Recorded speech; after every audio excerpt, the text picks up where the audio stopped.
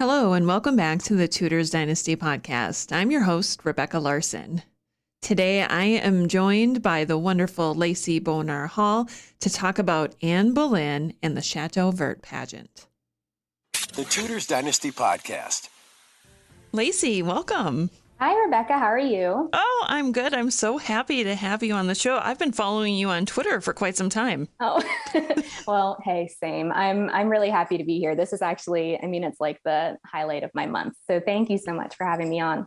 I mentioned that you're a PhD candidate. Why don't you tell us a little bit about that? Yeah, so I am a PhD candidate at my university. I also teach for my university. I'm currently writing my dissertation, which is on medieval history, but my initial interest in history is the Tudor period. My dissertation cuts off actually right around like the year 1450, which is kind of a bummer because I, obviously would like to be talking about the reign of Henry VIII, but with different just time parameters and everything, it needed an end date. So the dissertation itself stops at 1450, but I've been taking a lot of classes, writing some papers here and there on Tudor history, and am really excited to be talking with you today about my first article that I wrote with History Extra, which is on Anne Boleyn, which is very exciting for me. I've been an Anne Boleyn fan since I was little. She's actually, like for many of us, she's the person who got me interested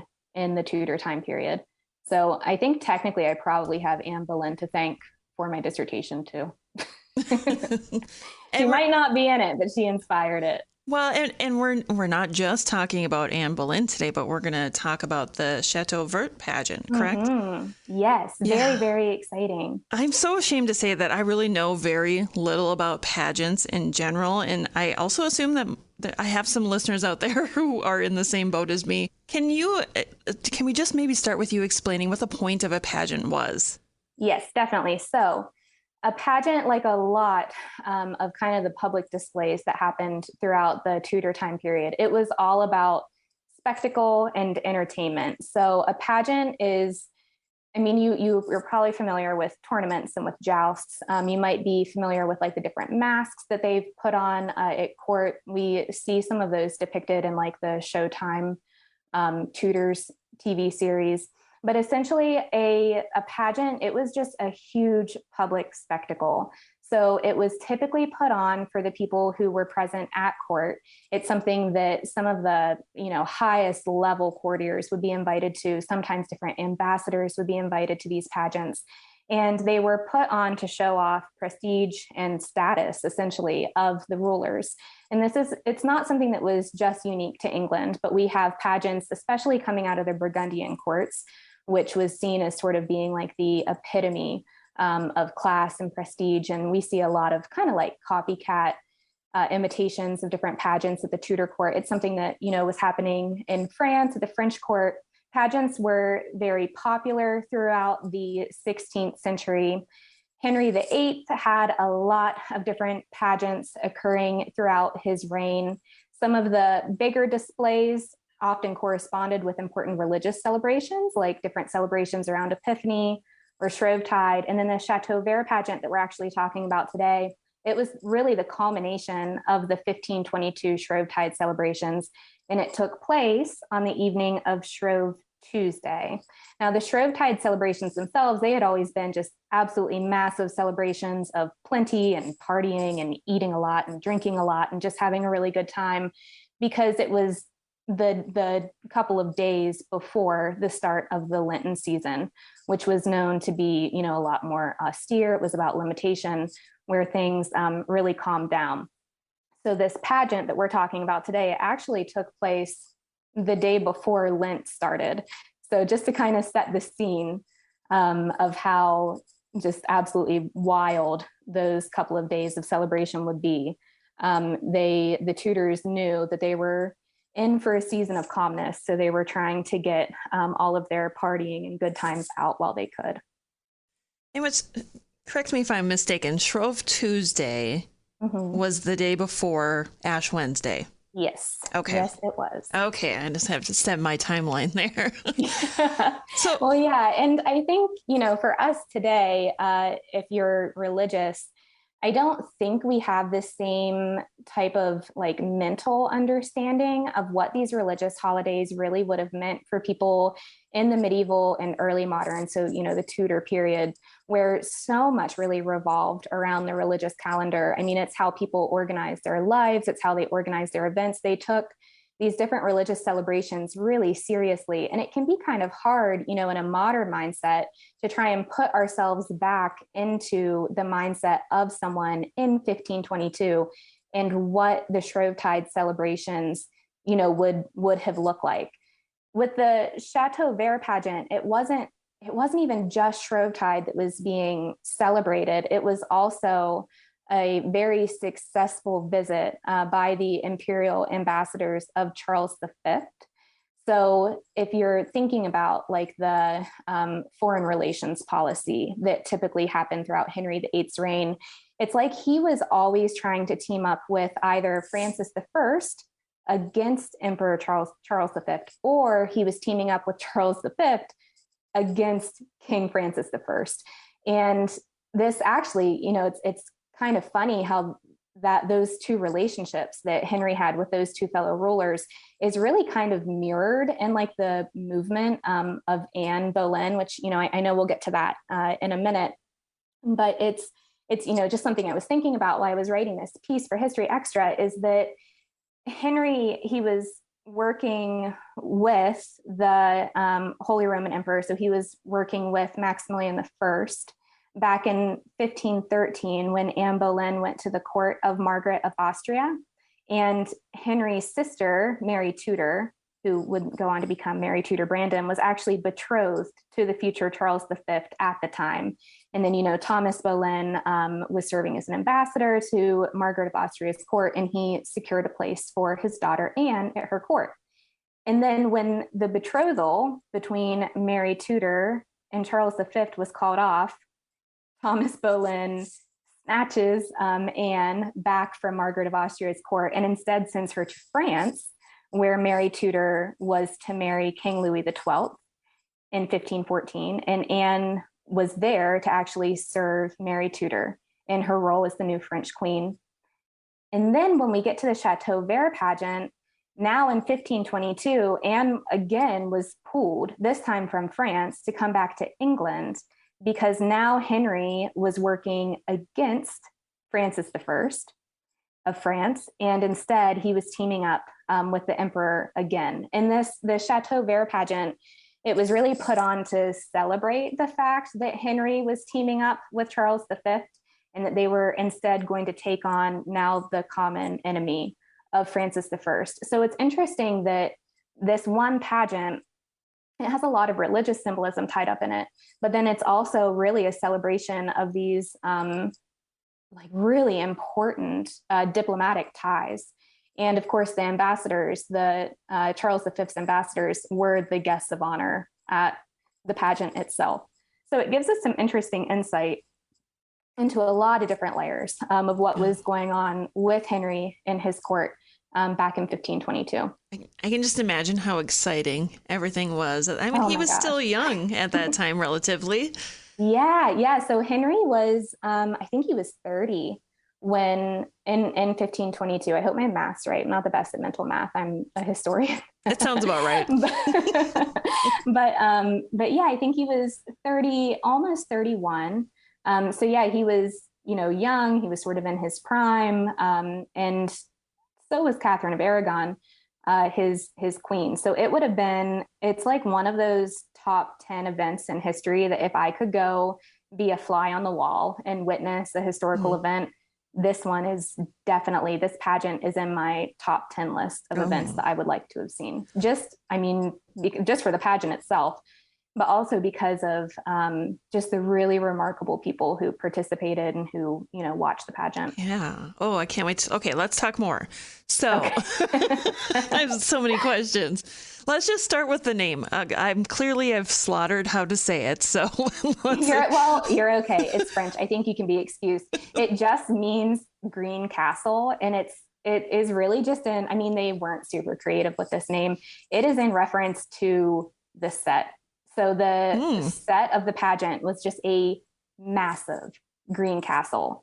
that actually had, I mean, it was big enough to have women standing inside of it, sort of like on display, but Oh, also to have musicians hidden within it, I can't even who imagine. were playing like the background music, which to me, that's one of the little details I just absolutely love imagining, that there are so many of these court musicians hidden within the walls of this big castle, and just like the ambiance of that pageant. I mean, it just had to be absolutely incredible to witness. I was wondering if the green had something to do with the Tudor green. I don't know. It might. They had a lot of different pageants that I know they had, like the Chateau Blanc, which was the white castle. It was, a couple years after the Château Vert pageant. So I don't know if they were just that uncreative with their names, so they just named them very visually, based on, what the set actually looked like, or if maybe there was a deeper meaning. I know in any of the research I've done, there hasn't been much discussion of like, why did they choose green? But it was, maybe it did have a deeper meaning than this is someone like green, because the whole set was very much green. I mean, there was green tinfoil, there were green battlements, there were these all of these banners that were decorative. It was really like a visual feast, and Hmm. green was definitely the predominant color of choice. Yeah. So that's a good idea, Rebecca. I'll have to see if I can find anything more to look into that. So I'm curious, now that you've mentioned it, who was responsible for naming the pageant? Who organized these? What was all involved with sets and costumes? So it's a lot, and I'm glad you asked that question. So the pageant itself, and really a lot of Henry's biggest celebrations, they were organized by a man named William Cornish, who was the master of the Royal Chapel choristers.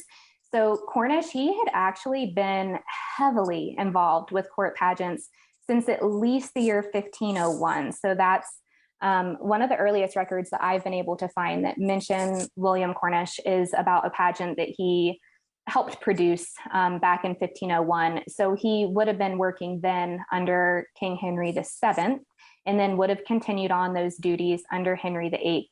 So while he was working for Henry VIII, I mean, things they really ramped up as far as like courtly displays goes under Henry VIII. I think one thing that we know about Henry is that he was very much always the main character.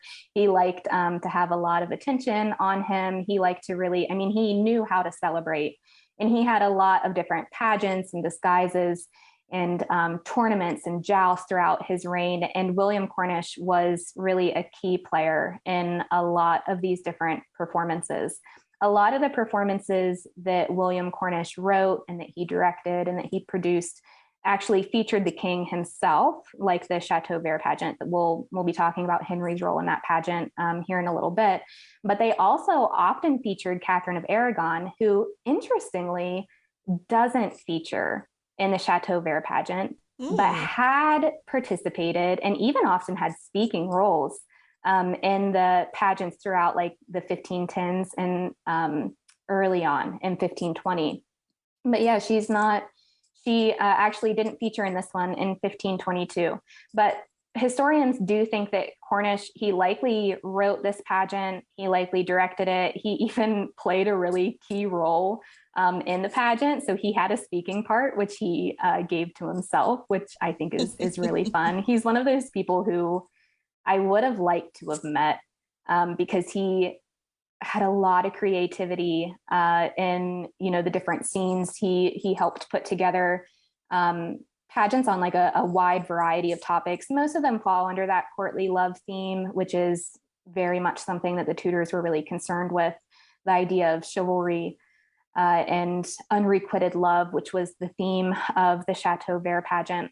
But we also have the name of a man named Richard Gibson, who was also really heavily involved in producing these pageants. And he kept really detailed accounts on just some of the most minute charges that came out of these pageants, because they were not cheap affairs. The pageants, the masks, all of these disguisings, they cost the crown a lot of money. And Richard Gibson is the one who he just really meticulously recorded what a lot of these pageants cost. And he also is to thank for recording the names of a lot of the participants in the different pageants throughout the early years of Henry's reign. So for the Château Vert pageant, he records that it cost about £2, 8 shillings and 4 pence, which today would seem like nothing. But at the time, it was the equivalent of the pay that was earned by a skilled tradesman for 80 days of labor. So this one, really just the set of the Château Vert pageant, and it had some elaborate costumes too, but mostly the set of the pageant, it cost just astronomical amount for an hour of celebration, really. But it was done because Henry wanted to impress his courtiers, and he really wanted to impress the ambassadors. So there really was no expense spared on this set. Like I said, it was just an absolutely massive green castle. It took carpenters, painters, and laborers about 2 weeks to put the entire thing together. They started working on it on February 20th of 1522, and they finished working on it on March 4th. And we're told that on March 4th, it was transported up the River Thames on a barge with 5 men rowing it from the place where it was constructed to Wolsey's townhome, where the pageant actually happened. So I really like to imagine just being like an ordinary person walking down the street in 1522 London, and you look over and just going up the river is a humongous green castle. And you have to think people probably just thought, oh, Henry's at it again. Can you imagine? I just absolutely love it. I think there are a lot of, I'm like a really visual type of person. So there are a lot of instances with this pageant that I like to just imagine what it would have been like to witness, because it's something just so out of the ordinary of what of anything that I've witnessed in my life. I've been to like school plays and that sort of thing, but never anything like this. And it's fun to think about just what that must have been like to see, whether you're someone who just catches a glimpse of that castle going up the river, or if you're, lucky enough to be someone who's sitting in an audience and gets to watch this pageant actually be put on. It would just be a sight.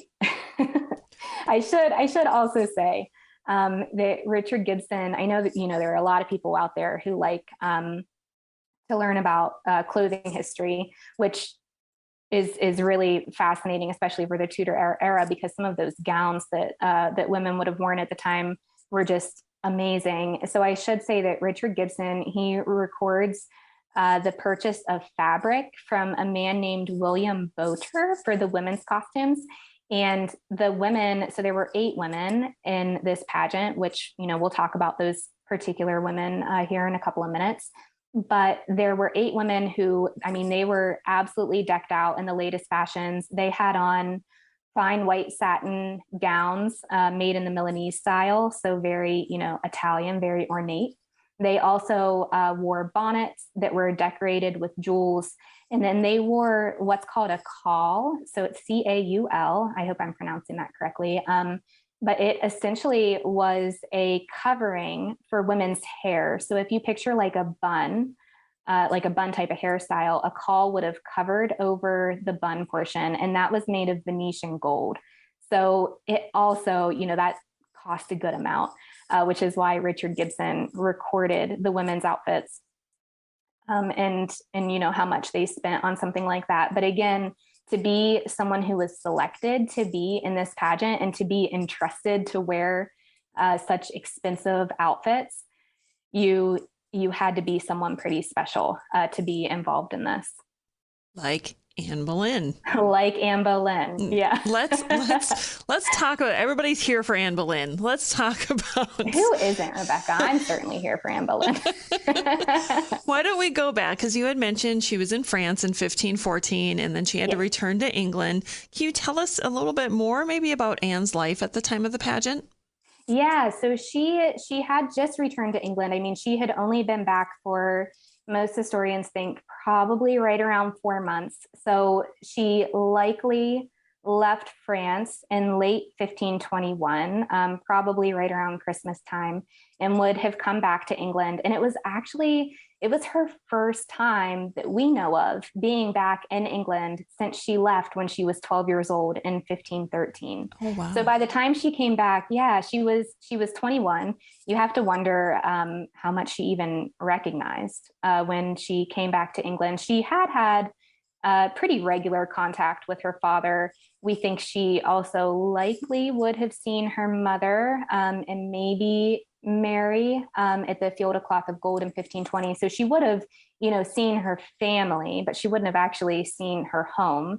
So she was 21 years old or thereabouts. The Anne's birth date is something that's really highly contested with historians. But let's say she was probably about 20 or 21 years old when she came back, and she would have likely spent a decent amount of time at Henry's court before she was asked to be in the pageant. Things are pretty fuzzy as far as details of Anne's couple of months in England before this pageant. And, they're fuzzy after this pageant because it was still going to be another couple of years before we start to see Anne featuring heavily in accounts as someone who caught the king's eye. But we do know that her father, Thomas Boleyn, had served Henry VIII throughout his entire reign, and her mother was a member of the prominent Howard family. So Anne, when she came back to England, she had a lot of strong family connections, but she was still new to court. We don't know exactly the role that she played at court, but we know that obviously she was there for a reason when she was selected to be in the pageant. She may have been selected due to her father's popularity with Henry. She was also someone who was getting a lot of attention from Cardinal Wolsey, who was really Henry's right-hand man at the time, because Wolsey was planning to use Anne as, I don't want to say like a bargaining chip, because that, sounds a little horrible. But he was hoping to use Anne to placate a feud that had been going on between Anne's father, Thomas, and the Butler family. They were fighting over who got to become the Earl of Ormond.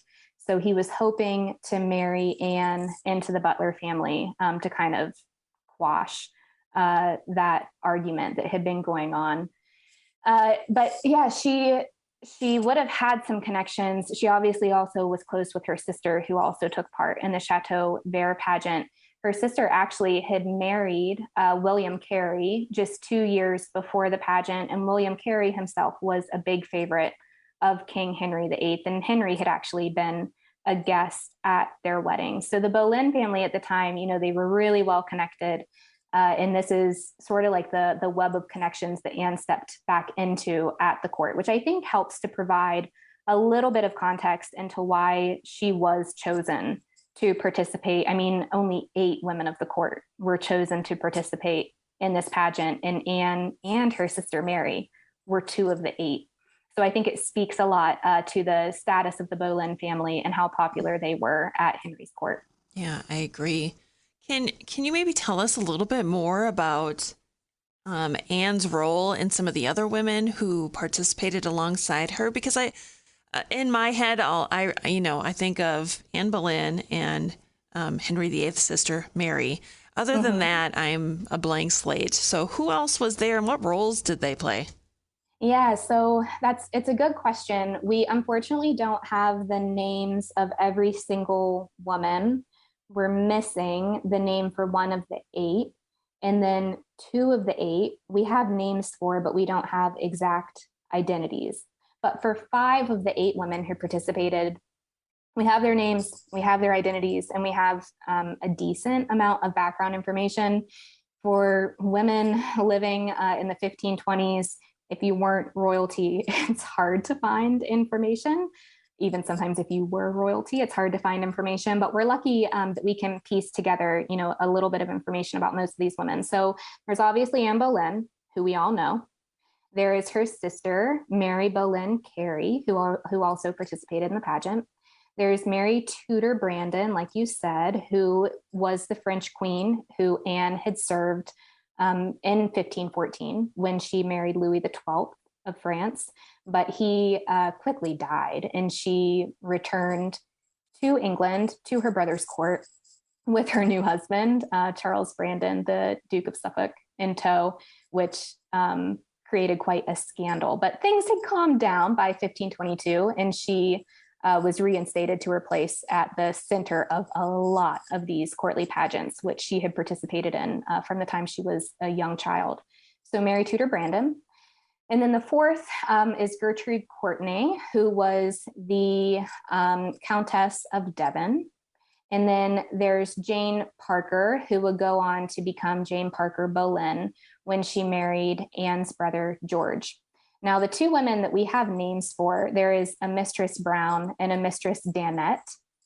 We don't know exactly the identities of these women. We aren't sure who they are, but at least have the two last names. And then there's just a blank in Gibson's record for the last woman. The eighth woman doesn't have a name. It's left blank in the manuscript. Wow. How would you like to be that woman? I know. I have spent a lot of time thinking about why that happened. Why? Because Richard Gibson, he, in most of his accounts, he's really meticulous in his detail. He writes down the names. When he writes down the names of people who participate, you can be pretty sure that what he's writing down is accurate. And I do not know why he doesn't include that last woman, why he goes out of the way to name all of the other seven. And then the last one is just left blank, is kind of mind boggling to me. I don't know exactly why. Yeah, I don't know why that would happen. Come up with a lot of theories. Right. I hate to see that's the stuff that sends you down rabbit holes you don't need to go down. Oh, it does. And it's all the stuff that cannot be proven. Right. So it's fun to think about, but it doesn't necessarily get you anywhere, or at least, you can't say with any sort of confidence that you have solved that mystery. Oh, man. Which actually, sorry, go ahead. Oh, I was just going to say, but we do know that they held roles in this pageant. We do, which is that's what I was about to say, because we know that these women held roles, but we don't know exactly which role they played. So this is, it's an interesting conversation. We had, and by we, I mean, people who like the Anne Boleyn fangirls, the people who study Anne Boleyn, we had assumed because of Eric Ives' biography of Anne Boleyn that she played the role of Perseverance. And that has kind of been just like a given with Anne Boleyn, that she was in the Château Vert Pageant. It was her first recorded appearance at Henry VIII's court, and she played Perseverance. And, look how amazing that is when you look at the personal qualities that she displayed later on in Henry's reign. The interesting thing is that we don't actually know that. There is another Tudor scholar on Twitter, James Taft, if you would like to follow him. His handle is just @James_Taft. And he posed the question for the 500-year anniversary of the Château Vert Pageant of how do we actually know that Anne played the role of Perseverance? What record is this in? And a couple of us on Twitter took up the challenge. And it's not in the primary sources. The primary sources for the Château Vert Pageant are Richard Gibson's account, which gives us the names of the women who participated, and Edward Hall's chronicle, which gives us a lot of detail about the pageant itself, and it gives us the roles, so the character names, but not the women's names. What it looks like likely happened is that Eric Ives, when he was writing his biography, unless he had access to some source that the rest of us, over the last, 30 or 40 years haven't had access to, it looks like what likely happened is that he combined the list of character names from Edward Hall with the list of women's names from Richard Gibson and match them up accordingly. So if that's the case, then Anne Boleyn did play Perseverance, which is what Eric Ives says.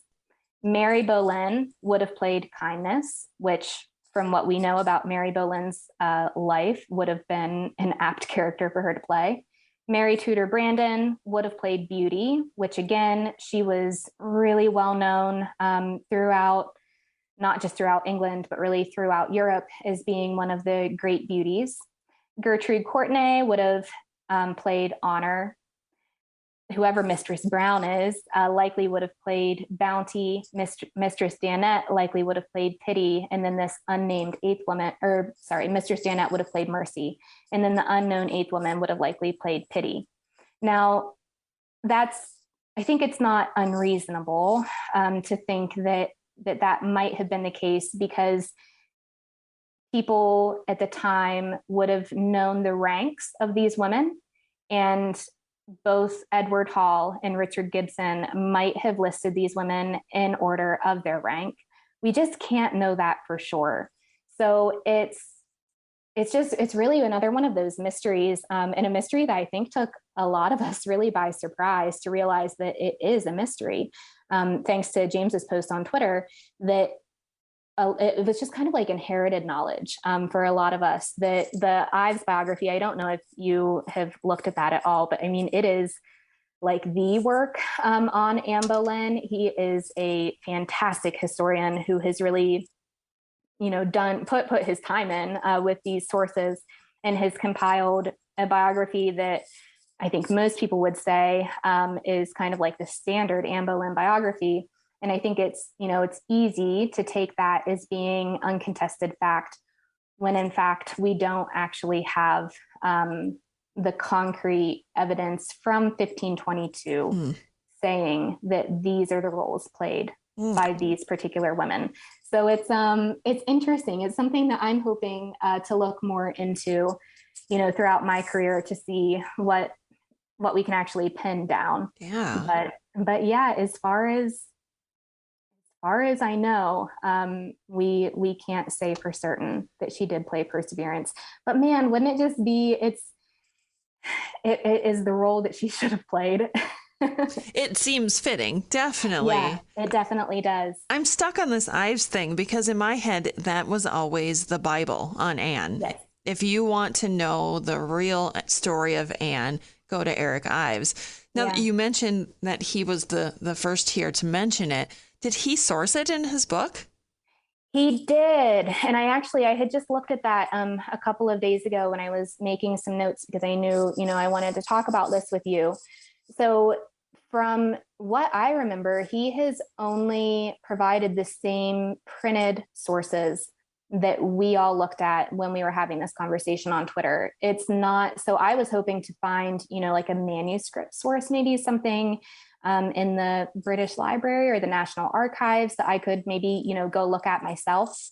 And no, it's all ambassador records. It's he depends heavily on Edward Hall, which, everyone does, who writes on the Château Vert Pageant, because Edward Hall's the person who gives us he describes the pageant in a ton of detail. And then he uses Richard Gibson's account.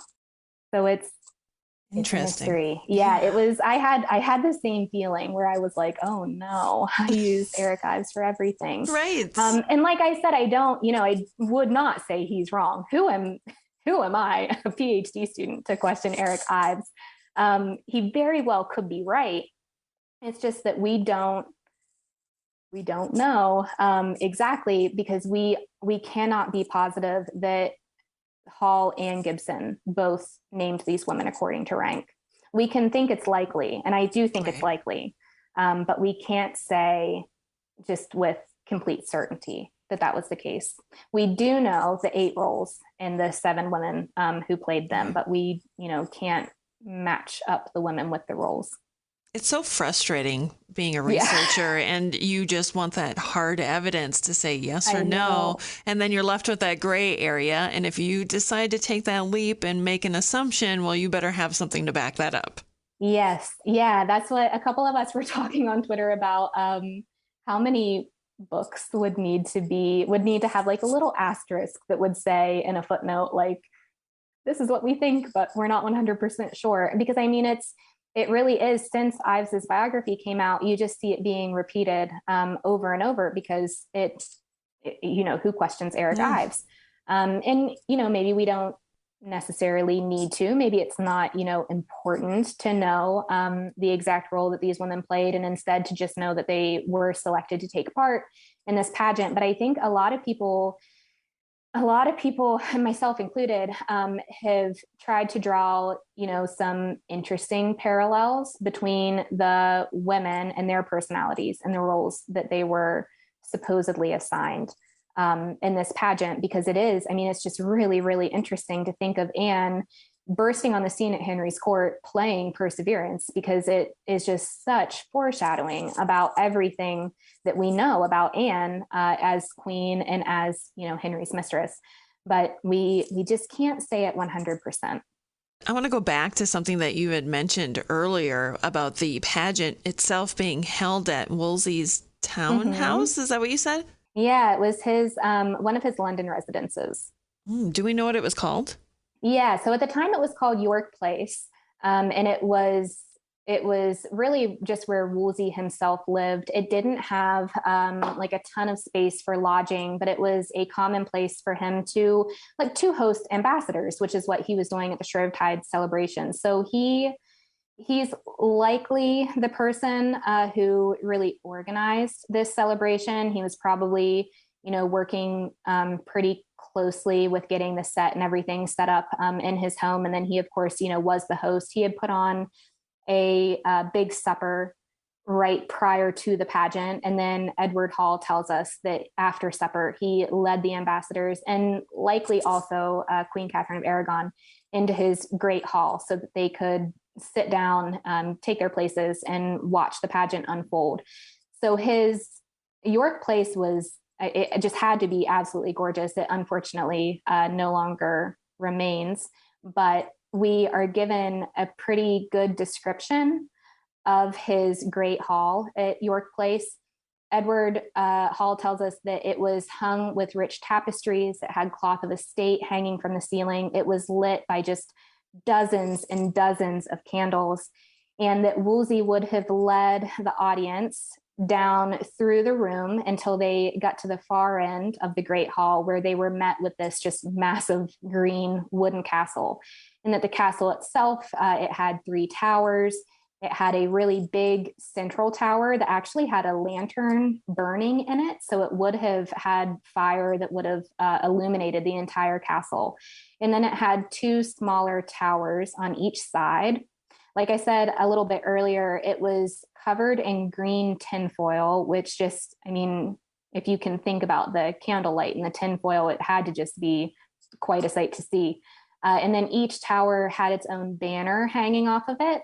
And the whole thing was structured around this theme of unrequited love, which is, something that we see popping up a lot in the courtly love narratives. But each of these 3 banners depicted a different scene of unrequited love. So one was 3 broken hearts. One banner was a woman's hand clenching a man's heart. And then the other one it was similar. It was a woman's hand clenching a man's heart, but actually turning it upside down. So it was supposed to indicate lovesickness. And then, like I said, there were those musicians who were hidden in there, and they were concealed within the castle walls. And then in the 3 towers of the castle were distributed these 8 women, the women who we were just talking about, Anne Boleyn and the other women. And they were all playing the roles of the feminine virtues. And so that's where you get perseverance, kindness, beauty, honor, constancy, bounty, mercy, and pity, because those were seen as being sort of like the ideal characteristics that would be inhabited by women. Now, the really interesting thing for me is that if you're sitting in the audience, you were looking up at this castle, but what you were looking at directly in front of you are these young boys who were the choristers of the royal chapel, and they were dressed as Indian women, and they were playing the roles of the feminine vices. So these young boys were playing the role of danger, disdain, jealousy, unkindness, scorn, malbouche, which is really like inappropriate speech, and then strangeness. So that's who would have been immediately right in front of the audience, are these young boys who are dressed up to be like the bad guys, I guess, of the pageant.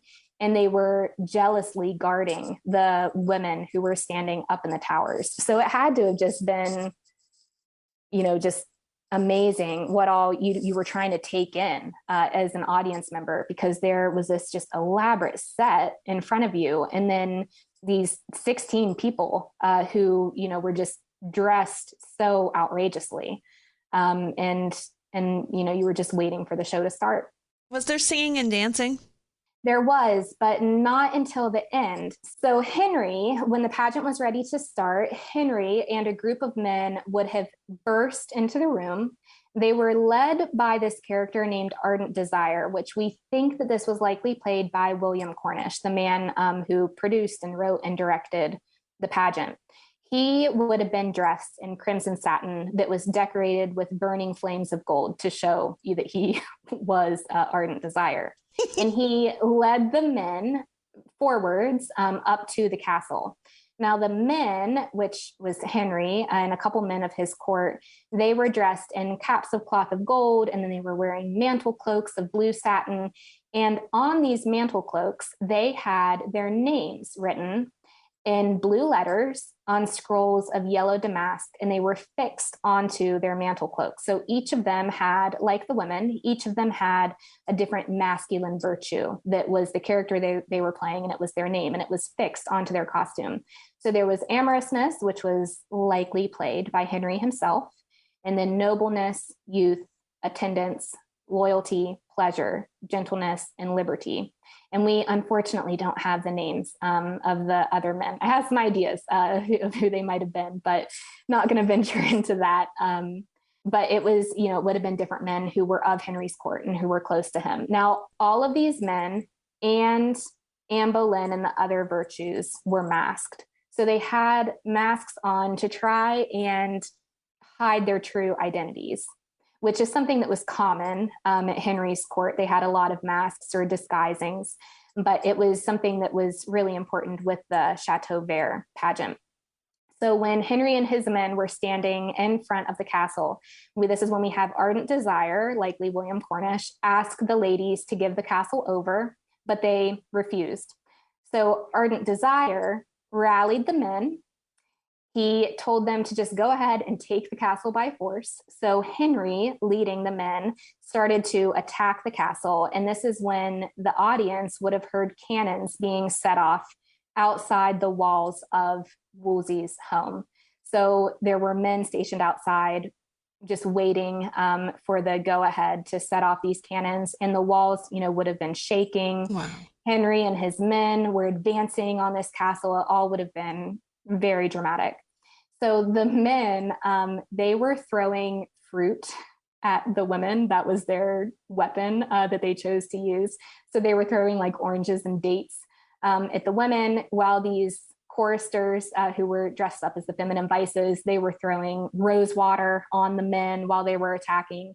And this, this attack scene, of course, why wouldn't you?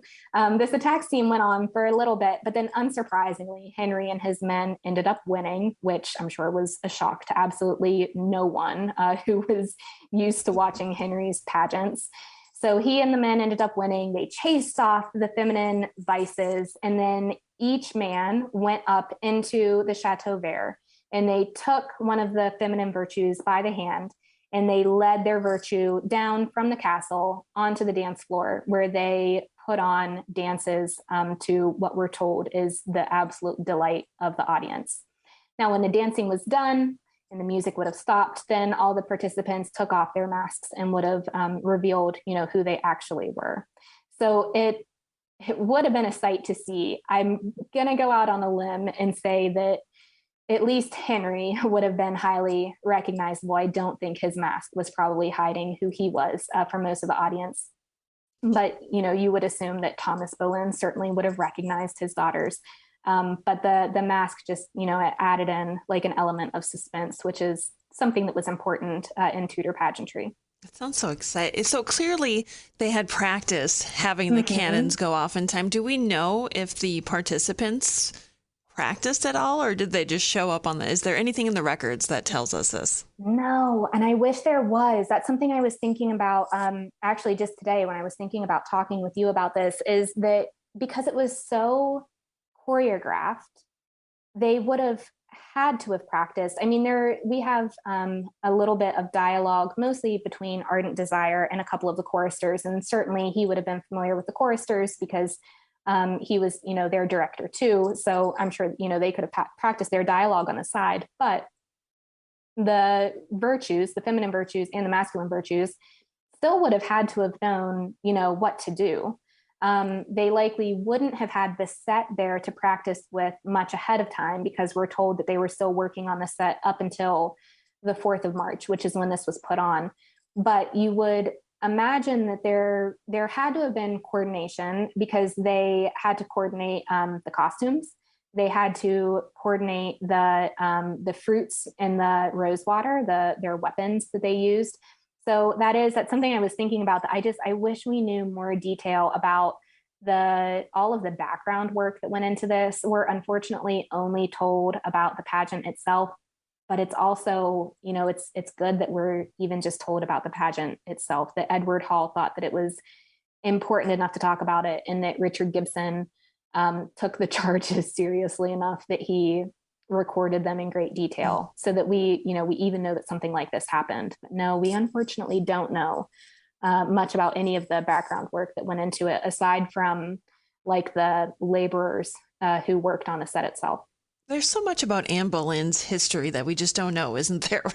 Yeah, there really is. She's kind of like an enigma, that she, even when we know her, I feel like we don't really know her. We're always very much looking at her through the lens of hindsight. We're thinking about her as being Henry's tragic downfallen queen. We're not always thinking about her in her own right. And so that's something that when I was writing about the pageant, I did try and put myself in Anne's shoes. So like if I just came, I mean, I'm fresh at court, at this court that my sister is pretty established at. My parents, have been working with this king and with previous monarchs for a while, but this is my first time, right?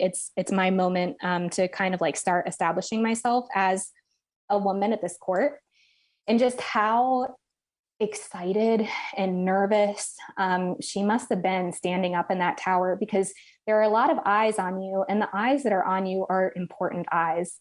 And you would definitely be feeling the pressure, but also the excitement of being able to be involved in something like that, which it probably wouldn't have been Anne's first time being involved in a big court festivity. Certainly she was likely involved in similar types of festivities in France when she was serving Queen Claude, but it would have been her first time at the English court. So you said earlier, we were talking about your History Extra article, and you mentioned how this pageant foreshadowed Anne's tumultuous future. Can you elaborate on that? I can, yeah. So this is really one of the things I was really interested in writing about with the pageant. The pageant itself, I think, is fascinating, and like I said, it's an event that I wish I would have witnessed. But what I find really intriguing about the pageant is how it really foreshadowed Anne's time as queen. So first, we can just look at the women who participated with her. So Mary Tudor Brandon, the sister of Henry VIII, like we were talking about earlier, of course, Anne was decently familiar with Mary Tudor Brandon because she had served her as Queen of France. But Anne obviously stayed on in France while Mary returned to England. Mary was known for being really close with Catherine of Aragon. They grew up together. They were very much sisters. And when Henry took an interest in Anne, Mary was she was devastated, and she was very openly against it. She is one of the few people who spoke out against the relationship without really fearing the consequences. She was Henry's favorite sister. They had always been really close. And I think she felt like that gave her a little bit of freedom to criticize what her brother was doing when, not many people criticized Henry VIII and lived to tell about Right. it, at least. But yeah, she was not a fan of Anne. She made it perfectly clear that she was not a fan of Anne. And there's actually one instance in early 1532, so a decade after the Château Vert Pageant, where Mary Tudor Brandon used what is called opprobrious speech against Anne. And this actually escalated into a brawl between men of the Duke of Suffolk, so that's Mary Tudor Brandon's husband, Charles Brandon, and men of the Duke of Norfolk, which is Anne's uncle, the Duke of Norfolk. And they ended up fighting. It was violent. One man who was actually a relative of Charles Brandon was killed. And the records say that if Charles Brandon had actually been there to witness it, then the court assumed that there would have been just tumult. It would have been, really horrible, the aftermath of that. But they were able to smooth things over, at least between Brandon and the men at Henry's court. But Mary and Anne never did smooth things over, as far as we can tell. And Mary actually refused to go to Anne's coronation, which probably had a personal element to it. But then also at the same time, Mary was not well. She was in really ill health. And she actually ended up dying less than a month after Anne's coronation. But she, never ended up voicing her support for her brother's new relationship. And then there's Gertrude Courtenay, who was the Countess of Devon, who participated alongside Anne. She was another person who was really loyal to Catherine of Aragon throughout the remainder of Catherine's life. And she, again, was no friend to Anne, and she made that pretty clear. She also refused to attend Anne's coronation in 1533, and this really made Henry just absolutely furious to not have the support of the Countess. And so he actually ended up making her, which this is really petty, but he ended up making her serve as godmother to Henry and Anne's daughter, Elizabeth, to sort of teach her a lesson for not being supportive of Anne. It didn't work. She didn't end up ever liking Anne. She actually allegedly, which, is unsurprising that I don't think, something like that's going to make someone change their mind. I love it when people force me to do things. Oh my gosh, I know. I was like, it's not going to work. But Henry tried, and she didn't tell him no. She took part. I think she ended up giving her like some silver plate or something like that to Elizabeth. So she played her role the way that she had to, but she allegedly also became an informant for Chapuis, or Chapuis. I never know exactly how to say it. I've heard it pronounced a couple of different times. I'm going to go with Chapuis if you don't mind. But she allegedly became an informant for him, and she passed along information about Anne and Henry to Emperor Charles V through his ambassador, and who, was also a known enemy to Anne. Some historians think that Gertrude is actually the person who accused Anne of witchcraft in January of 1536, which is an accusation that, it really stuck with her. There are even still people today who think that Anne Boleyn was a practicing witch and that she had, the 6 fingers on one hand and all that stuff.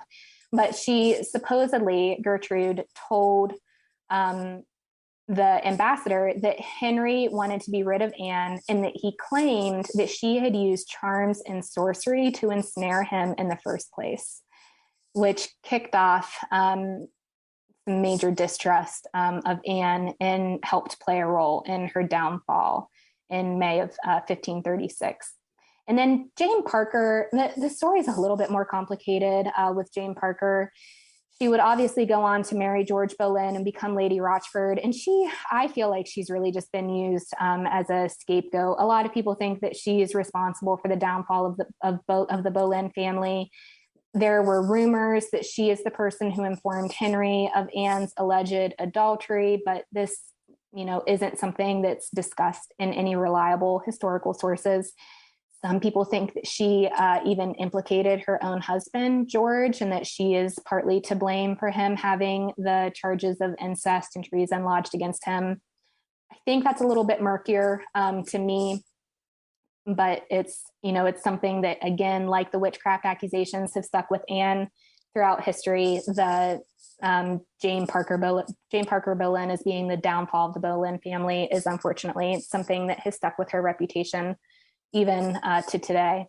And then Mary Boleyn, obviously Anne's sister, who went on to have an affair with the king, maybe was having her affair with the king during the Château Vert pageant. We don't have the exact dates of that affair, but when we do know that they had an affair, because when Henry wanted to marry Anne, he had to apply for a papal dispensation to excuse his sexual relationship with her sister, which it allowed for like the religious impediment to be removed, but a lot of people still looked on the Henry and Anne relationship with suspicion, not just because of Catherine of Aragon, but also because Henry had had that relationship with Anne's sister as well.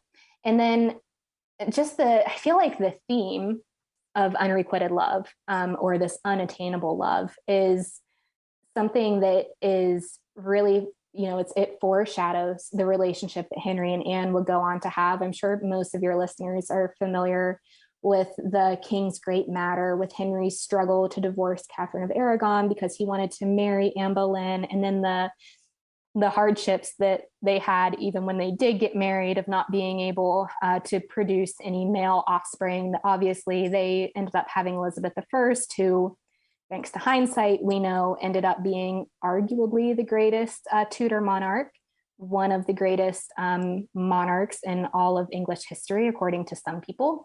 But at the time, it made for a really tumultuous relationship between Henry and Anne, and eventually helped to lead to Anne's grisly downfall.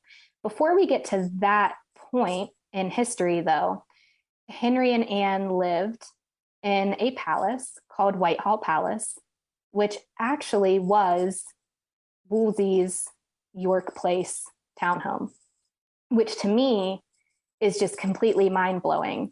That the place where Anne first steps onto the historical record at Henry's court is the palace that she lives in as the first queen to live in that palace. So when Wolsey fell from power, Henry ended up acquiring York Place. And in autumn of 1529, Henry and Anne, they weren't married yet, but they were very much together, and it was very much known that they were together. They took a barge down the Thames to York Place. They fell in love with the residents, and they spent that Christmas, so Christmas of 1529, at Greenwich Palace, designing a whole new palace at York Place that they would be moving into. Henry's master carpenter was likely put in charge of building. They came up with the plans that winter, and it was just an absolutely massive palace. They used the old residence, so the residence that Wolsey had lived in where the pageant took place. They actually used that as part of the residential portion of Henry and Anne's new palace. And they spent time at the palace while it was being constructed. And actually, and this is, at least for me, enough to give me goosebumps, Henry and Anne were married at Whitehall Palace, so York Place, in secret in January of 1533. And they also held her coronation celebrations at Whitehall Palace in June of 1533. So it is, to me, it's just so interesting to think about how far Anne Boleyn had come in really, those 10 years from 1522 to 1533, to where she was participating in this pageant as a member of Henry VIII's court in 1522. And then in early 1533, so not even 11 years later, she was becoming Henry's wife in the very same palace. Amazing. It really is amazing. It's a story of a breathtaking rise and an equally breathtaking fall. And York Place, Whitehall Palace it's at the center of really her adult life, which to me, it's such a shame that it is no longer in existence. It burnt down, I want to say, in the 17th century. But that's where things start to get a little murky for me, because once we're past the Tudors, I'm a medieval person and I'm a Tudor person. And then once we get too far past that, I start to get a little creeped out. But yeah, I wish we could go there. I wish it was like Hampton Court and we could go visit. And there really aren't very many records. There is an artistic rendering of I think it was called the Holbein Gatehouse, which is supposedly where they were married in secret in January 1533. And then Henry, he also, I think he married Jane Seymour there, and then he died there. So it was a really important palace, and it was certainly important for the start of Anne Boleyn's career when it still belonged to Wolsey. We could talk about this for 8 hours. I told you I could, Rebecca. I honestly could. I think I could teach a semester-long university course. I think you could. And it's funny because you knew going into this, I didn't know very much. So I was a little bit worried I wasn't going to have enough questions, but we've filled an hour here. So I know. I'm sorry about that. There are a couple things I can talk about a lot, and Anne Boleyn's one of them. I have a lot of thoughts. Thank you so much for being on the show today. Yeah, thank you, Rebecca. I appreciate it. I hope you have a good night. And that concludes this episode of the podcast. A special thank you to all of my Patreon patrons. If you'd like to become a patron, you can do so by going to Patreon. That's patreon.com/Tudors Dynasty and click Become a Patron for options. Thanks for listening to this episode of the Tudors Dynasty Podcast.